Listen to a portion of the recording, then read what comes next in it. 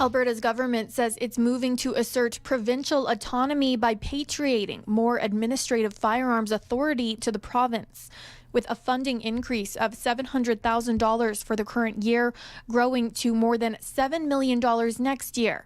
The province says the Alberta Chief Firearms Office will process firearms license applications, transfers, authorizations to carry, and other administrative tasks faster and right here in Alberta. Premier Jason Kenney says this is one more way Alberta's government is standing up to what he calls Ottawa's ridiculous firearms agenda. Alberta is also intervening in a constitutional challenge of federal legislation that has unilaterally labeled plastic as a toxic substance. Alberta will argue that the federal government's decision to label plastic as a toxic substance is an unconstitutional intrusion into provincial jurisdiction. Alberta has the largest petrochemical sector in the country, and it is set for a massive expansion, thanks in part to the petrochemical strategy in Alberta's recovery plan.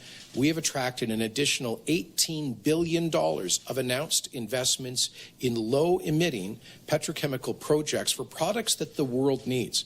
The Premier says the federal government's action has already negatively affected investment in the province's petrochemical sector. He says an analysis by the Ministry of Energy indicates that more than $30 billion is at risk because of the toxic designation. Kenney is also sending a letter to premiers across the country advising them of Alberta's intervention and asking them to take similar action.